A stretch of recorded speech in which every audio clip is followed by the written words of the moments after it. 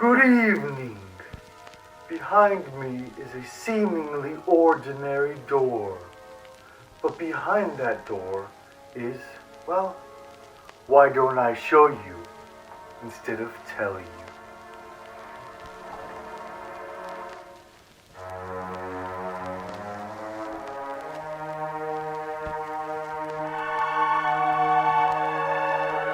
The Alistair Reviews It Library, full of fantasy, sci-fi, action, and this season, horror.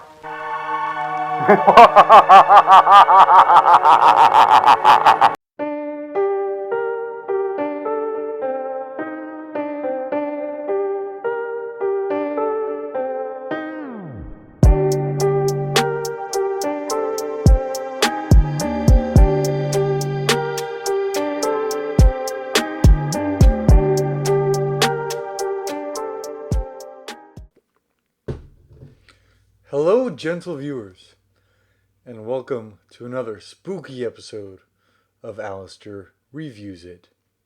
Today, I am going to be doing a long overdue book haul, as well as my spooky season TBR. Okay. So, right now it's mid-September. I figure it's time to start spooky season stuff because otherwise you only have 1 month of spooky season stuff and nobody wants just 1 month of spooky season stuff. We want spooky season as much as we can get spooky season.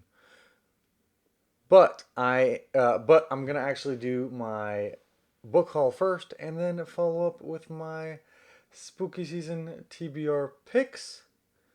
And then I would like to know what you guys are going to read, watch, or do for this COVIDized spooky season. Okay, let me start with...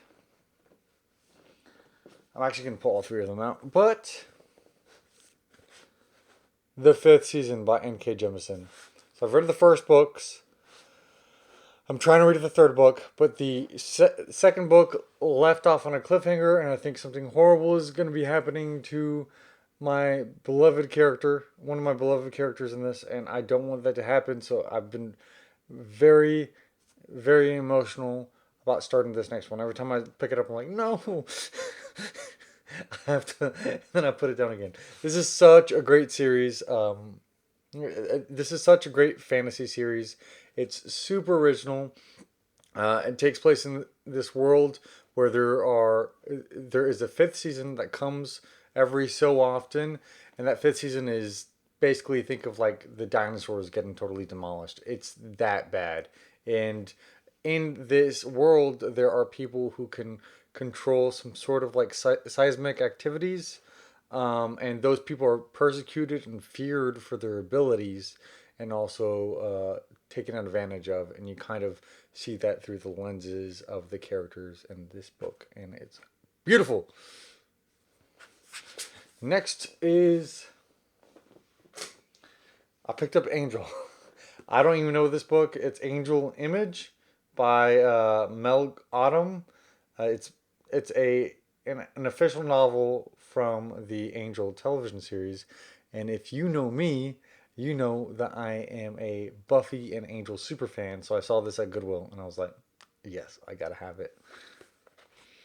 Not sure when I'm gonna get to it. I am going to be smelling almost all of these books, just giving you a heads up. That's what I do. I like to smell books. If there's any book smelling candles, I like to get them.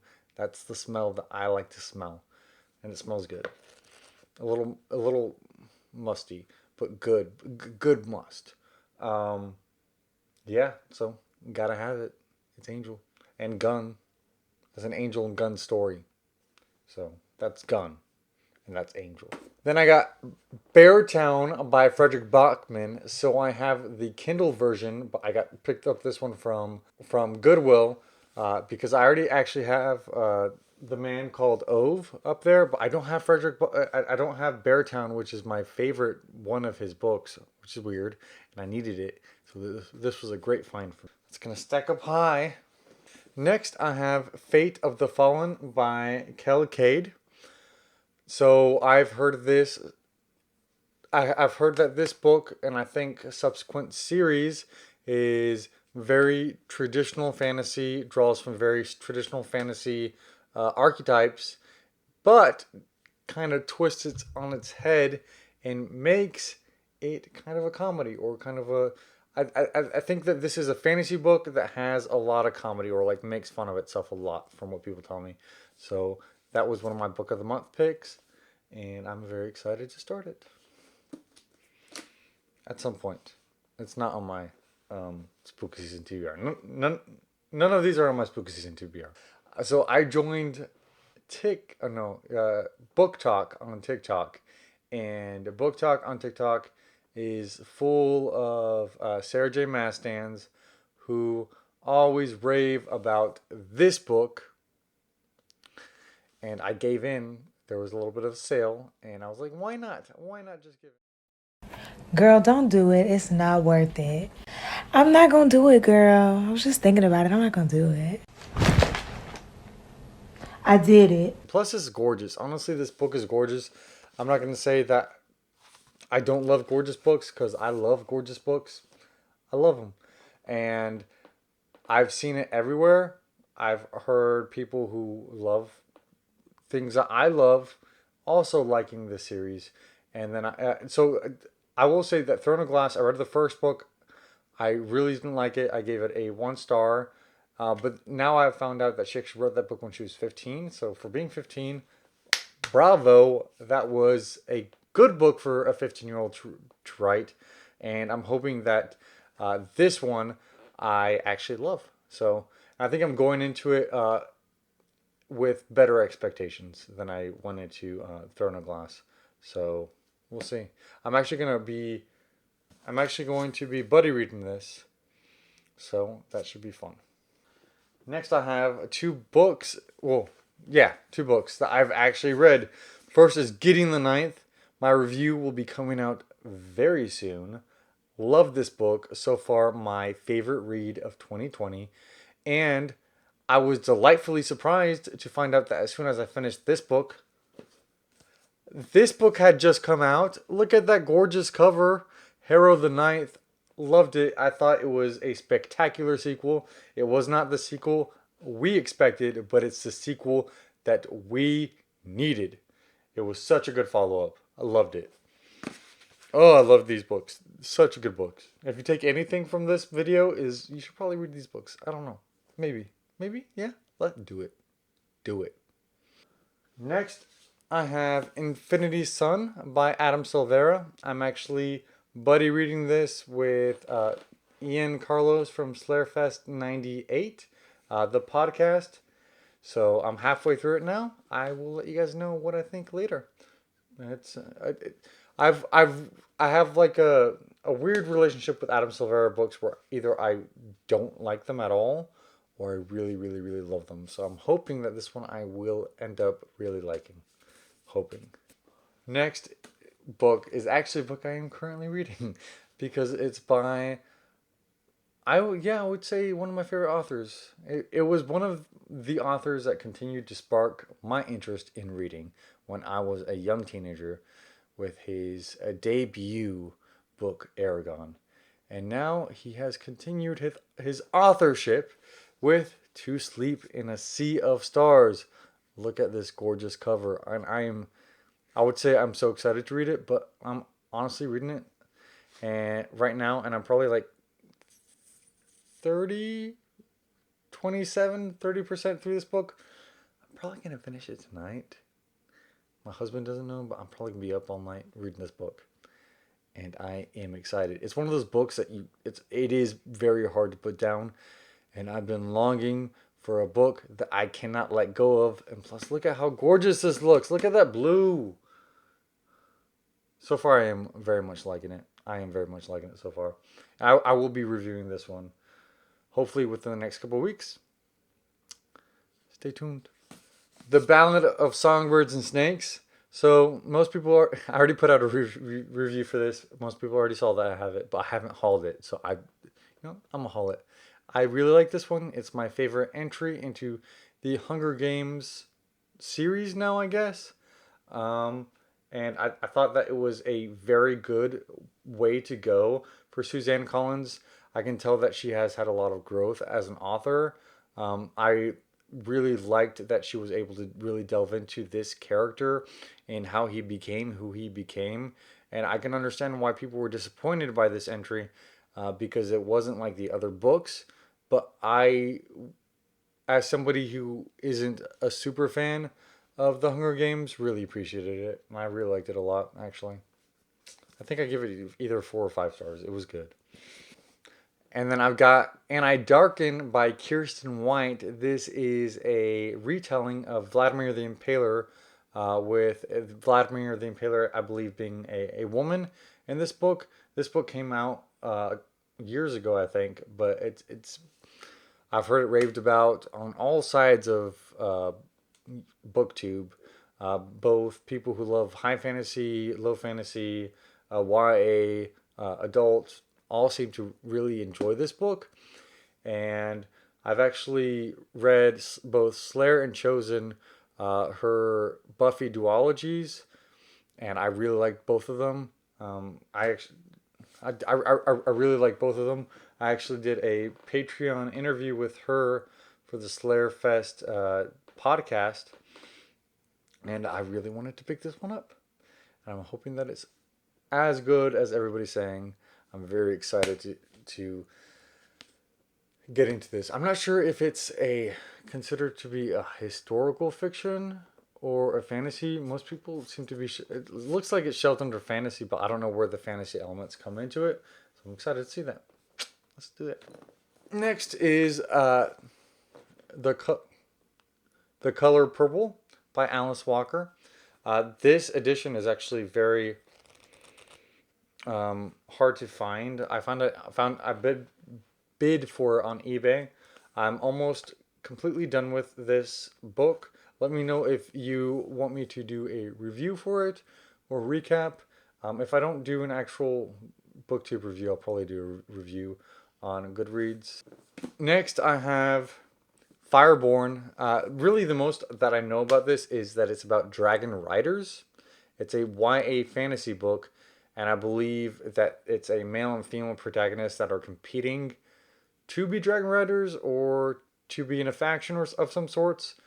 I saw somebody from BookTube, I believe, talking about this and kind of raving about it, and I saw it at Barnes and Noble, so I just picked it up, and I loved the cover. And if you actually look closely, I realized it after I bought it, but those are faces underneath the wings. That's really cool. I really like when they let the artists go ham on these book covers because then they turn out to be super gorgeous, super unique, and all stand out, on their own. I love it. The House on the sorry, The House in the Cerulean Sea by T.J. Klune. So I actually am in love with T.J. Klune's The Bear, Otter, and with T.J. Klune's The Bear, Otter, and the Kid book. I haven't read the subsequent books because I have issues with reading romance in multiple books, really. But I loved that book. I didn't know he was even writing other series. I didn't even know that he had a fantasy entry, and so I've been very excited about this one. I'm 20% through this one so far. I'm really liking it. It's a very relaxing read, and I kind of have to be outside in my hammock when I read it. So far, I am very much liking it. I loved Bear, Otter, and the Kid, so I'm not surprised. Lastly, I have a gift that my husband gave me. It is a gorgeous leather-bound edition of Mistborn, The Final Empire. Look at that. Oh my goodness, look at that. And then inside of it, it has a bunch of artwork, including, but not limited to all the other book covers, the artwork for all of the other book covers. Look at how gorgeous those are. Oh my goodness. So my next Mistborn reread, which I don't think it'll be anytime soon, maybe next year, will be at least the first book will be with this book because it has gorgeous art in it, and I just feel like it'd be like a dreamy way to start back into the Mistborn saga, you know? Okay, now for the spooky season TBR. So my spooky season TBR really only kind of consists of 4 books with a 5th bonus book if I get there. Most likely I will not, but for some reason I have a constant fear of running out of books, which obviously I'm not going to run out of books. But anyways, starting out, I have, what is it? The Haunting of Hill House by Shirley Jackson. This is, I think, the new cover that they have for it. It's actually just the cover. Like, look, it's black on the sides. It's much smaller than I thought it would be. So I saw the Netflix series, and if you haven't seen it, it's so good, especially during this season. This is the time to be watching The Haunting of Hill House. It is so good, so intriguing. I'm trying to get more into horror, so why not pick up some spooky books? And this is one that I've wanted to read ever since I watched the show. And I think my husband's going to actually be reading this with me, so I'm excited about that. A lot of these books, my husband's actually going to be reading with me. I think all of them. I think he doesn't know it yet, but he's going to be reading all of these subsequent books with me. So he'll find out if and when he watches this video. So he probably will. He'll probably have watched it before I even posted it. So next one is Mexican Gothic by Silvia Moreno-Garcia. So I tried to find this one in Spanish so I could read it in Spanish. I cannot find, I don't think that they've translated it into Spanish. I thought it was originally in Spanish, but it's not.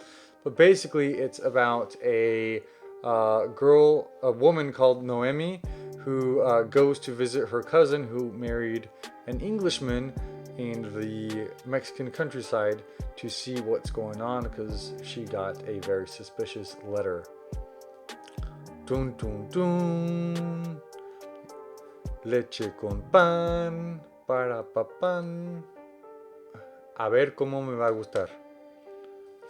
The next one is The Year of the Witching by Alexis Henderson. I saw this in the bookstore. I thought it was gorgeous. I've seen other people talk about it, looked it up, saw that there was good reviews, picked it up. So that's basically all I know and all I need to know to go into it. Let me know if you've actually read it. But don't give me spoilers. Please don't leave any spoilers for any of these books. Maybe give like oh, that was hot or lukewarm, or like kind of a feeling, or I really enjoyed that, or I think that you would enjoy that, not for me, or I liked it but maybe you won't like it, we shall see, something like that. That would be nice. The next one, and I think that this is gonna be my most hefty read yet. I feel like it's gonna take me a while to get through it, and I'm probably gonna have to parse out this book because it is, what is it like? It's a very cerebral book. My husband's already read it before and he really wants me to read it. It's House of Leaves, and I just opening this book, like, it's written very weirdly. Like, look, they're writing sideways now. So I feel like this is like those trippy movies that you watch and you just really, really, really need to pay attention to. So I'm almost not looking forward to it, but I think I will appreciate it once I finish it. So I'm hoping that's the case. If any of you have read The House of Leaves, or House of Leaves, apologies, by Mark Z. Danielewski, please let me know. Okay, lastly is my bonus book, in case I finish all of my spooky TBR. That's The Southern Book's Guide to Slaying Vampires by Grady Hendrix. Look at that. So my husband picked this one up, so I was like, hey, if you want to get to it, I'll get to it too. It sounds very campy. I think it's like housewives in a book club who decide to go slay vampires. And I am a sucker for anything with vampires in it. And it sounds kind of campy, it sounds kind of fun. It sounds like a good, nice break between these probably a little bit more serious horror books. So we shall see. Please let me know what you guys are up to reading or watching for this spooky season. And as always, until next time, gentle viewers, hasta luego.